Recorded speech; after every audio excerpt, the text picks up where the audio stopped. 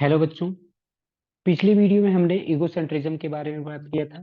अब हमारा जो नेक्स्ट टॉपिक है, हम पढ़ेंगे एडोलसेंस के अंदर में। एक एडोलसेंस जितने भी होते हैं उनके अंदर एक और वो चाहत होती है अपनी आइडेंटिटी बनाने। ठीक है। तो अब हमारा जो नेक्स्ट टॉपिक है, फॉर्मिंग एन आइडेंटिटी। आज का हमारा मतलब इस वीडियो का टॉपिक यही रहेगा। तो इसको देखते हैं और यहाँ से एक क्वेश्चन भी करेंगे। तो सबसे पहला देखिए क्या लिखा है। You must have short answer to the question such as who am I, कौन हूं मैं, which subject should I study, और कौन सा सब्जेक्ट हमें पढ़ना चाहिए, do I believe in God, क्या मैं भगवान में बात बिलीव करता हूँ या नहीं।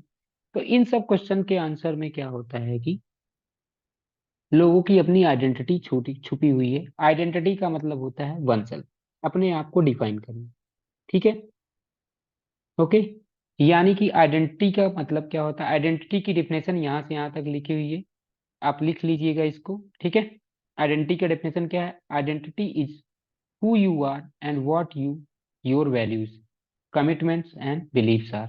तो डिफाइन आइडेंटिटी, सबसे पहला क्वेश्चन यही आ गया। क्या क्वेश्चन आ गया, डिफाइन आइडेंटिटी। तो ये दिया जा सकता है। तो अब आप एक आइडेंटिटी, अपनी आइडेंटिटी को कैसे डिफाइन करोगे। हाँ, कैसे डिफाइन करोगे कि आइडेंटिटी ये है। ठीक है।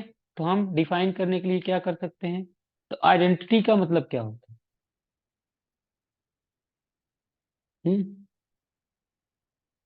तो सिंपल वर्ड में जैसा कि बुक ने लिख रखा है वैसे ही मैं लिख देता हूँ, identity is who you are and what your values. Identity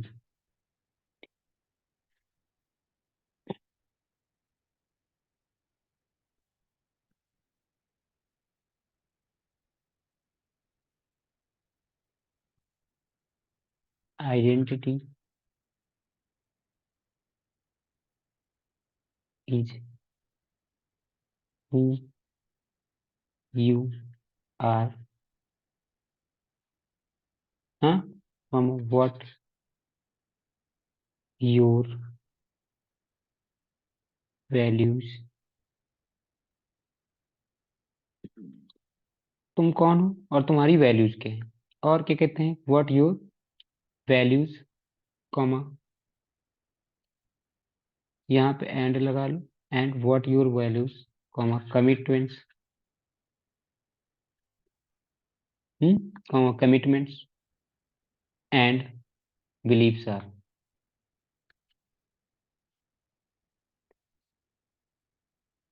and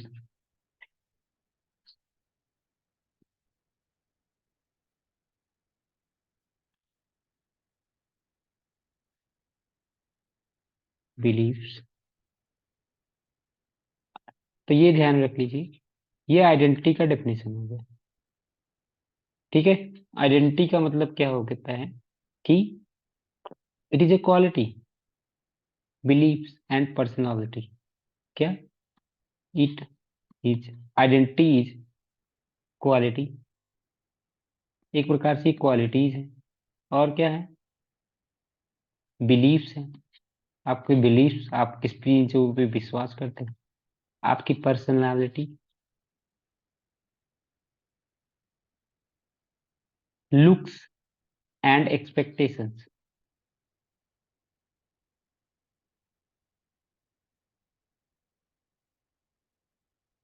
expectations, ठीक है। And expression, sorry, expressions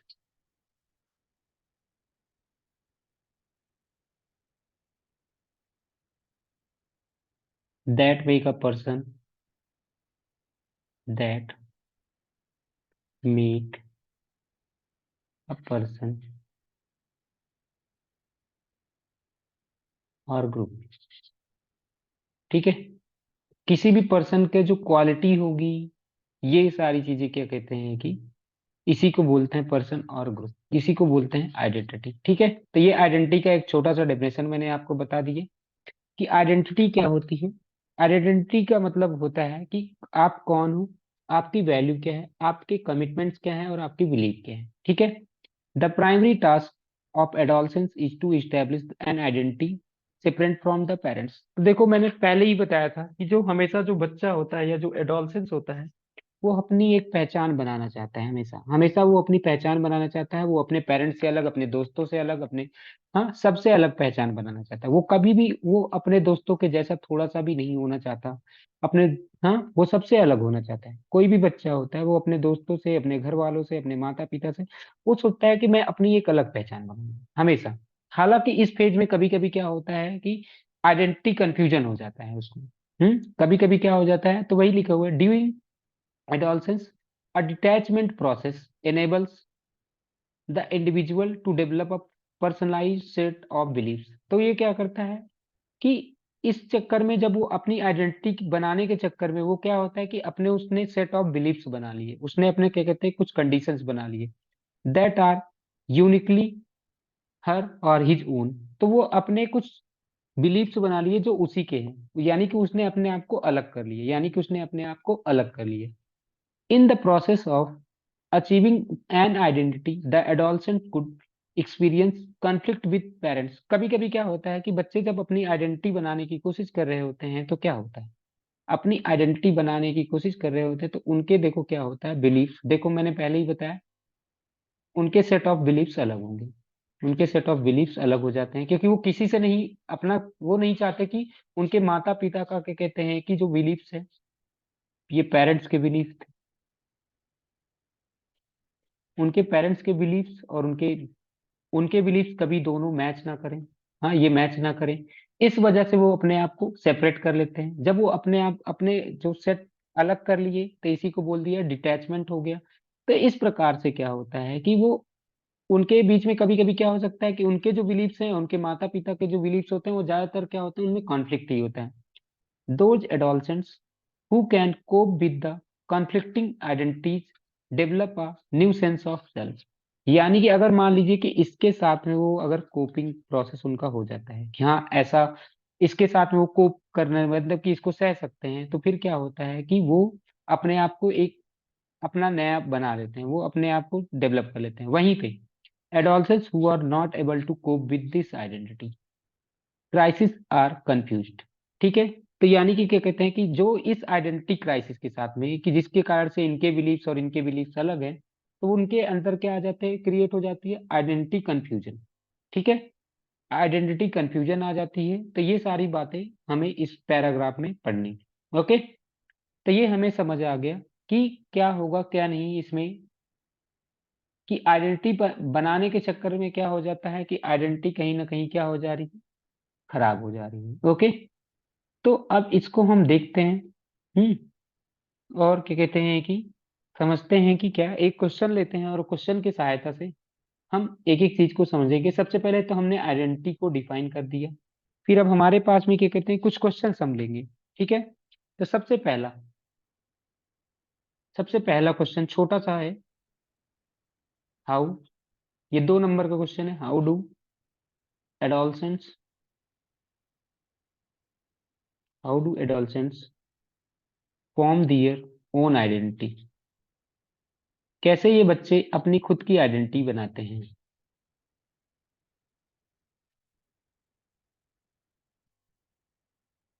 okay, तो यहाँ पे आंसर लिखना है, कैसे बनाएंगे सबसे पहला चीज। तो यहाँ पे अब हम समझना है कि कैसे ये बच्चे अपनी आइडेंटिटी खुद ही बनाएंगे।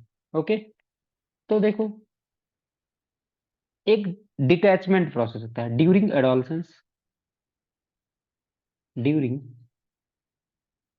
Adolescence a detachment process. Detachment मतलब अलग होना, a detachment process enables the individual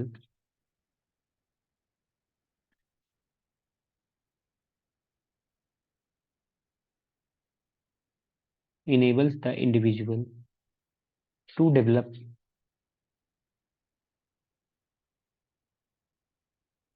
a personal set of beliefs। वो अपना एक पर्सनल सेटअप मतलब अपना ही बिलीफ बना लेंगे, personal set of belief. Belief का मतलब विश्वास होता है, ये आपको पता होगा मुझे लगता है। ठीक है, बिलीफ दैट आर यूनिकली हर।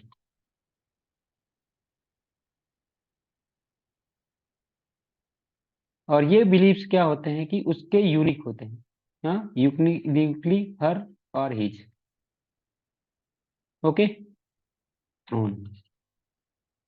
यहाँ तक आपको समझ में आ गया होगा कि जब एडोलसेंस में बच्चा आता है तो क्या करता है कि एक डिटैचमेंट प्रोसेस होता है, जो क्या करता है कि उसके अपना बिलीफ बनाने को उसको मौका देता है, अपने उसके पर्सनल सेट ऑफ बिलीफ्स होते हैं। Okay. In this process of achieving an identity in the, तो ये दूसरा पॉइंट आ गया। In the process of achieving an identity, कभी कभी क्या होता है कि कोई भी बच्चा अपनी इस आइडेंटिटी बनाने के चक्कर में, आइडेंटिटी, ठीक है, द एडोलसेंस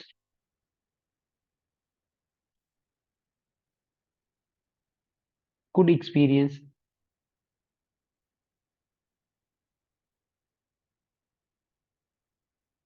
कभी कभी उनको क्या हो जाता है, conflict with parents, conflicts with parents and with in himself और हमसेल्फ, विद इन, कभी उनका खुद के साथ में कॉन्फ्लिक्ट हो जाता है, या हाँ, ऐसा भी हो सकता है। तो ये सारी भी समस्या है, इन सब समस्याओं से उनको गुजरना पड़ता है, तो ये ध्यान में रखना है। विद इन हिमसेल्फ और हरसेल्फ। ओके। तो यहाँ पे समझने वाली बात ये है। ठीक है। अब तीसरा point, those adolescence,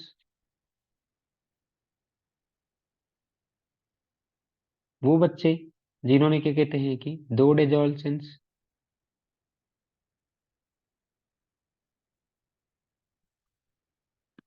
who can cope with conflicting identity.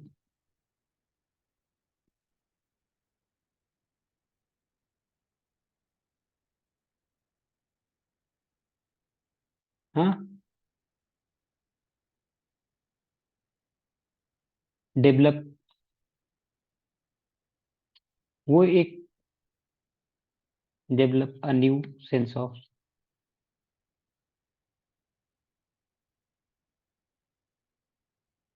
Self, वो अपने आप को एक अलग ही बना लेते हैं, समझ में आया? और क्या कहते हैं कि जो दोज दोज हाँ, adolescence, those adolescence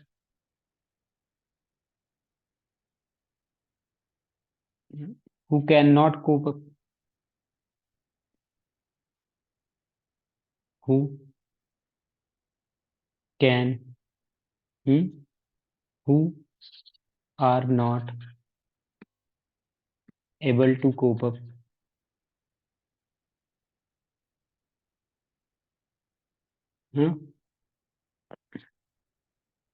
cope with identity crisis,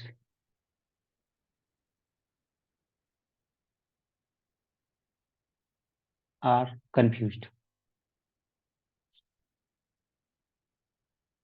वो क्या होते हैं, कंफ्यूज्ड होते हैं। ठीक है।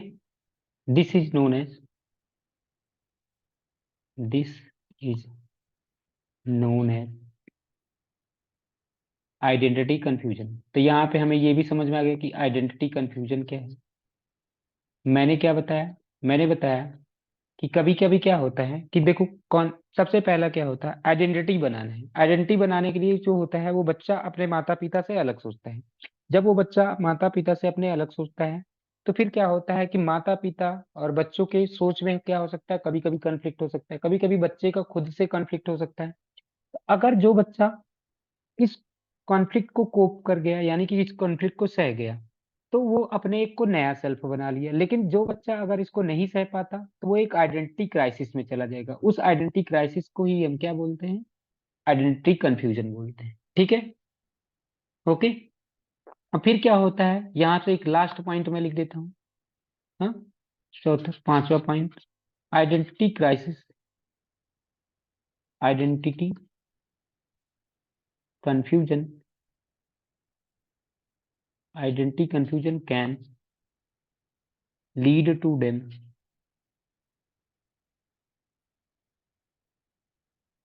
identity confusion can lead to them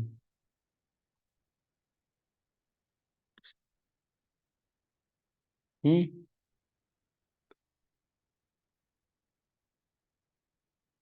isolating themselves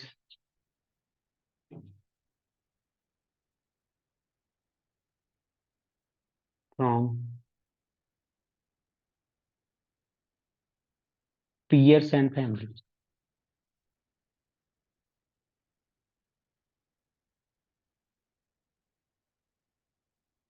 हाँ, तो क्या कहते हैं कि और दे may lose their identity in crowd। तो ये ध्यान में रखिए। तो ये हमें बात समझ में आ गई। ओके, क्या बात समझ में आ गई कि ठीक है, यहाँ पे देखना क्या होता है कि आइडेंटिटी कंफ्यूजन हो गया। अगर आइडेंटिटी कंफ्यूजन हो गया तो वो क्या करेंगे, उससे वो बच्चे अपने आप को आइसोलेट कर लेंगे। किससे? अपने दोस्तों से, मतलब पीयर्स, एंड अपने फैमिली से। और फिर क्या करते हैं कि ये भी हो सकता है कि वो अपनी आइडेंटिटी को क्या कहते हैं कि खो बैठे। वो अपनी अपनी आइडेंटिटी को क्या कहते हैं कि कहीं किसी भीड़ में खो बैठे। तो ये है, यहाँ से हमें समझ में आ गया। ठीक है, तो ये हमारी बात में एक चीज और समझ में आ गई कि कैसे आइडेंटिटी कंफ्यूजन क्या कहते हैं कि हाँ बच्चों के अंदर ये आ जा रही है। ओके, तो ये हमने समझ लिया। अब नेक्स्ट अगला आता है आइडेंटिटी कंफ्यूजन को हमने डिफाइन कर लिया क्वेश्चन। ठीक है, यहां तक बात समझ में आ गई। क्या आइडेंटिटी कंफ्यूजन क्या होता है, ये मुझे लगता है कि आपको समझ में आ गया है कि जो बच्चे क्या कहते हैं कि कॉन्फ्लिक्ट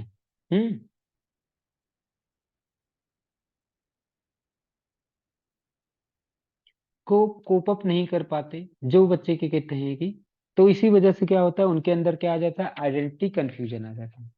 मुझे लग रहा है यहां तक समझ में आ गया है आप लोगों को। ठीक है,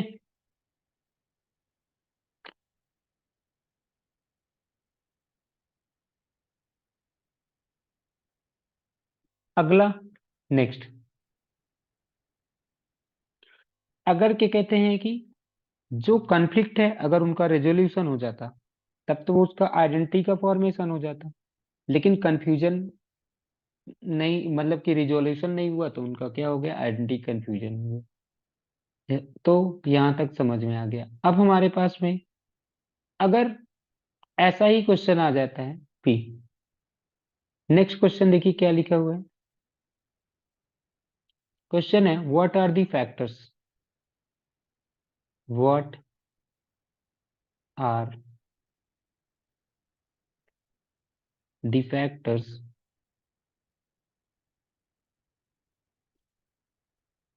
influencing the formation of,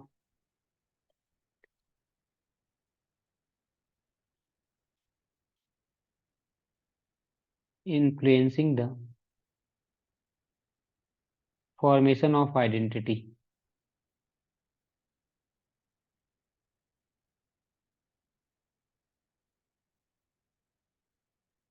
during adolescence।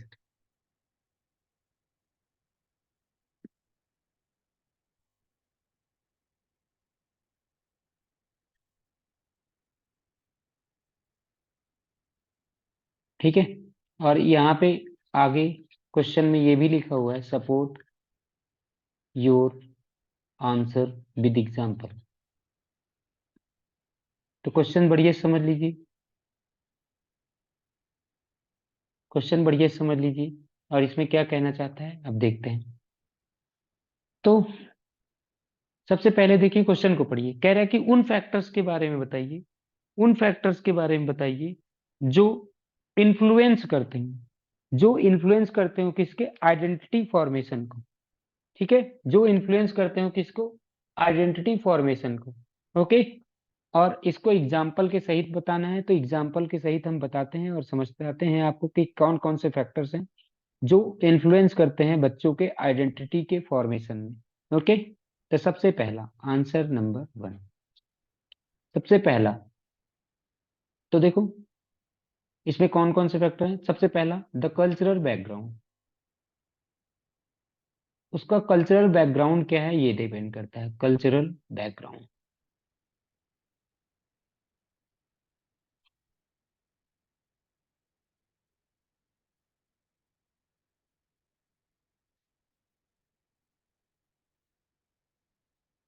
तो समझते हैं कल्चरल बैकग्राउंड कौन कौन से हैं। तो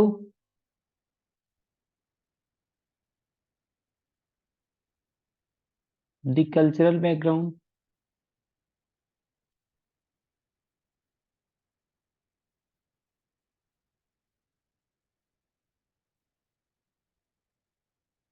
family and social values,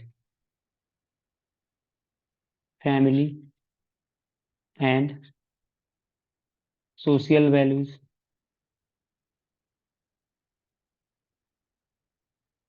comma ethnic background,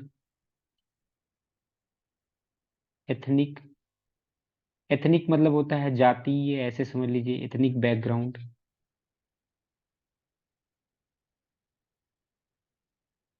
और फिर क्या कहते हैं कि and socio economic status, socio economic status.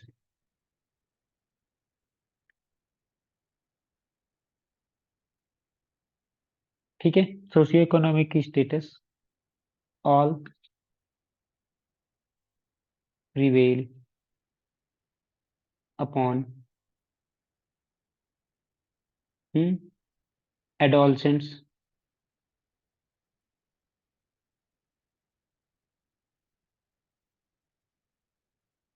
Search, adolescents search for a place in a society. पहला पॉइंट हमें इसके बारे में पता चल गया। पहला पॉइंट क्या है, पहला पॉइंट ये पता चल गया कि उस बच्चे का जो कल्चरल बैकग्राउंड होगा वो, उसकी फैमिली और उसके सोशल वैल्यूज, ठीक है, और उसके एथनिक बैकग्राउंड और उसके सोशियो इकोनॉमिक स्टेटस, ये सब उसका किसी भी सोसाइटी में प्लेस को डिसाइड करते हैं। अगला increased interaction,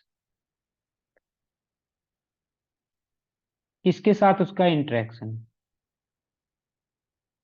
increased interaction with peers,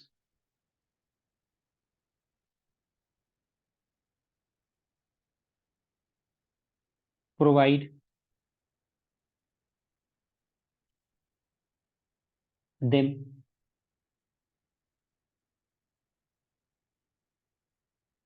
with opportunities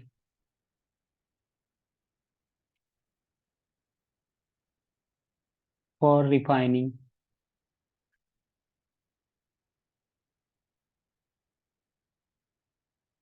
their social skills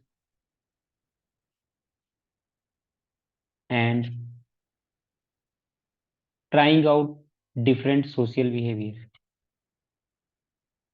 and trying out different social behavior। Okay,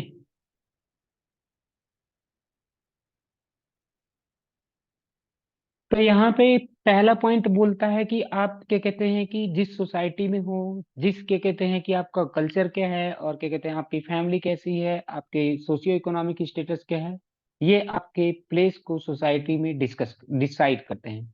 दूसरा कह रहा है कि दूसरे पॉइंट में कह रहा है कि आपका इंटरेक्शन किसके साथ में है, वो भी कहीं ना कहीं आपको अपॉर्चुनिटी देंगे। आपका इंटरेक्शन जिसके साथ में होगा, जैसे कहते नहीं, अच्छे दोस्त होंगे तो आपको अच्छी जगह ले जाएंगे, अगर बुरे दोस्त होंगे तो आपको बुरी जगह ले जाएंगे, तो वही वाली बात हो गई यहाँ पे।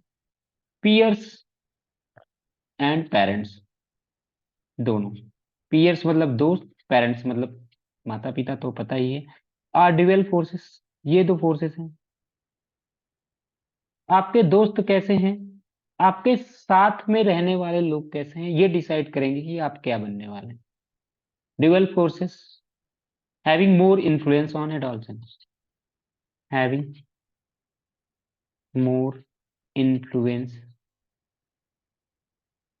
On adolescence. ठीक है, कौन उनके साथ में है, ये उनका ज्यादा इफेक्ट होता है। Okay, generally parents and peers serve complementary function. Parents and peers serve complementary function.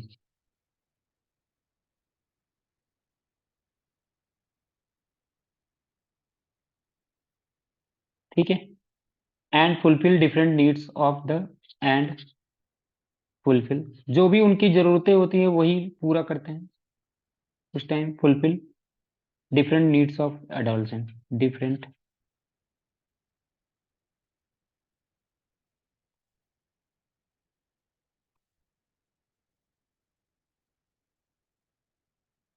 Needs of adolescents.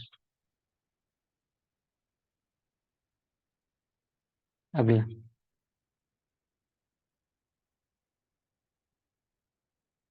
चौथा पॉइंट, वोकेशनल कमिटमेंट। काम क्या करते हैं उनको ये भी ध्यान रखना है। Vocational commitment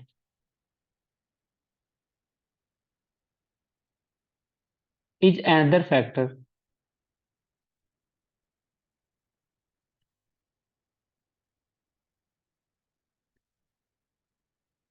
another factor influencing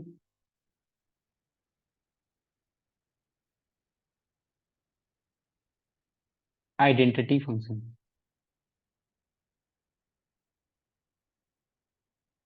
identity function को इन्फ्लुएंस करने का जो नेक्स्ट पॉइंट है, वो सबसे ज्यादा जरूरी कौन सा है, वोकेशनल कमिटमेंट। ओके, पांचवा point, to achieve sense of identity, to achieve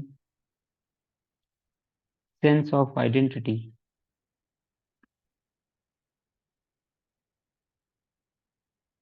to achieve sense of identity, children must have inner assurance. Children must have inner assurance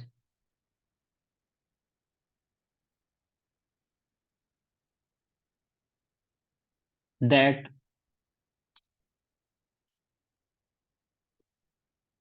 they get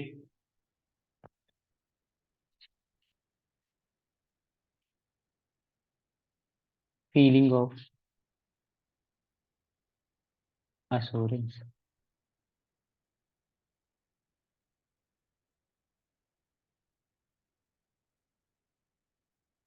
comma, they are secure। अब एक बार इसको फिर से समझ लेते हैं, पूरे पांचों पॉइंट्स, फिर उसके बाद में इसका एग्जाम्पल लिख लेंगे और ये हमारा आंसर पूरा हो जाएगा और टॉपिक भी।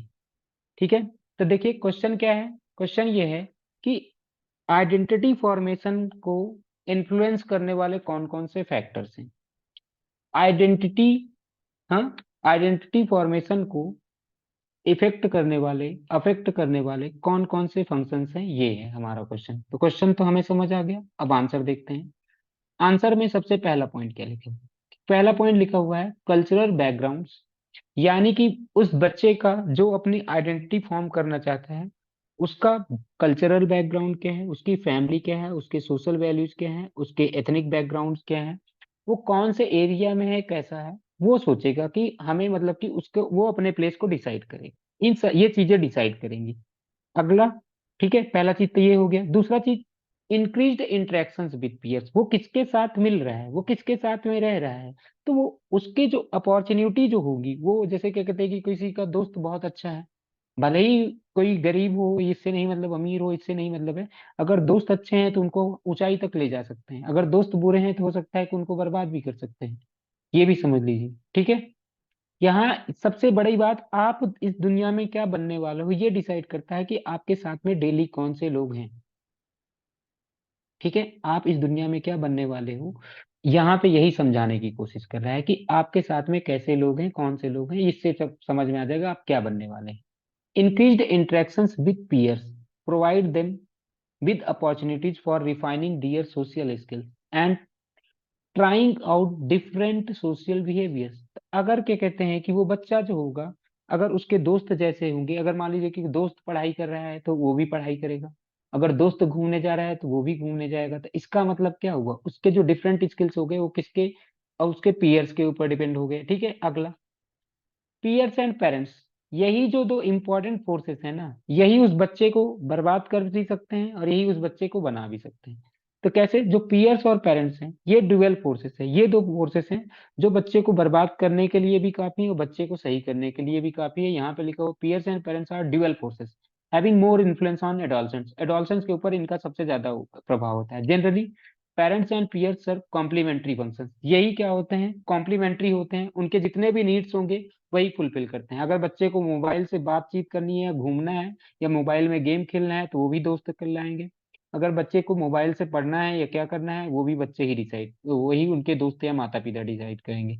ओके, तो यहाँ पे ये बताना चाहता है। तीसरा, चौथा, हाँ, वोकेशनल कमिटमेंट। और बच्चे ने क्या डिसाइड, मतलब कि एक अपना ये होता है कि डिसाइड कितना कमिटमेंट है अपने चीजों को लेकर के, ये भी है। और पांचवा चीज, to achieve sense of identity, उसको ये पता हो कि वो जो आइडेंटिटी पाना चाहता है, to achieve sense of identity, वो जिस आइडेंटिटी को पाना चाहता है वो सिक्योर है कि नहीं है, वो सही है या नहीं है, ये पांचवा पॉइंट है। ठीक है, तो यहाँ पे अब एक एग्जाम्पल दे देता हूँ और ये टॉपिक हमारा खत्म हो जाएगा। ओके, एक एग्जाम्पल, एग्जाम्पल देखते हैं। एग्जाम्पल में देखिए क्या है कि सबसे पहला चीज, हम्म, एक मिनट,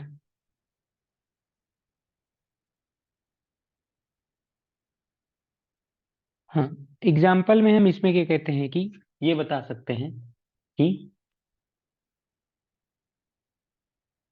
एक मिनट का,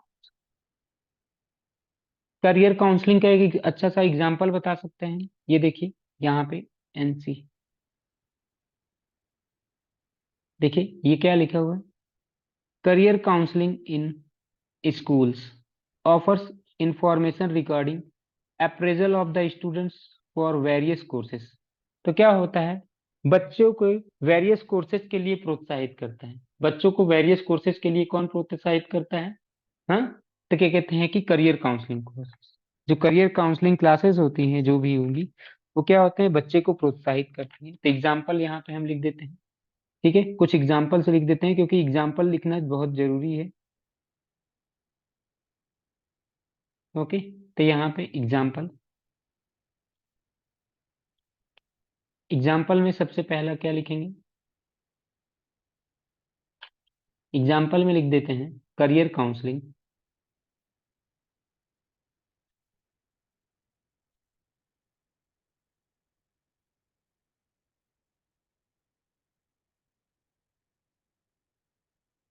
career counselling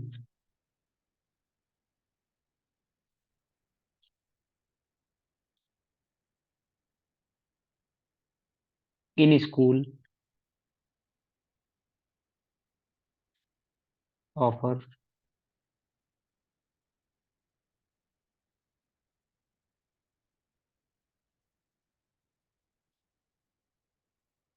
information regarding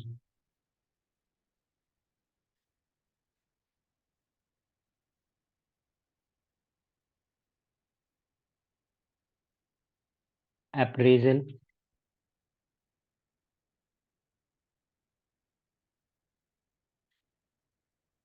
of students for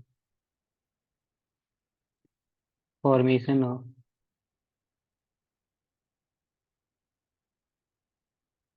और search of identity.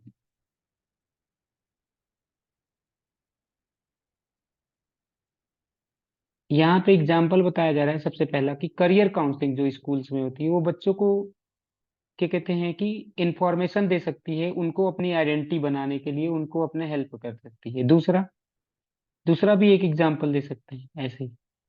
In some cultures in some cultures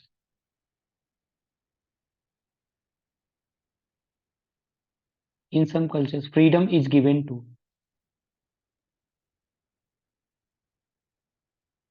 freedom is given to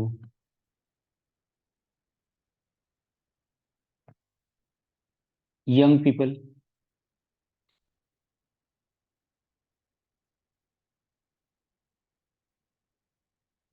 to choose the occupation. वो अपने ऑक्यूपेशन को क्या कर सकते हैं, चुन सकते हैं। ऑक्यूपेशन का मतलब आपको पता होगा, व्यवसाय होता है। वेयर एज, और फिर कहीं कहीं पे ऐसा भी होता है, whereas in certain other cultures, certain other cultures option of making this choice is not given to children. Option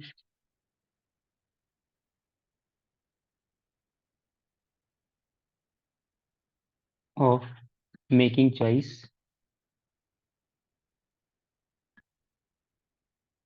is not given to children. तो ये हो गया। तो ऐसे दो एग्जाम्पल हमने दे दिए, और कौन से फैक्टर्स अफेक्ट करते हैं वो बता दिए। ठीक है। तो ये बात समझ में आ गई। कुछ सोसाइटी में क्या होता है, बच्चों को मौका दिया जाता है कि भाई देखो तुम्हें क्या बनना है, तुम डिसाइड करो।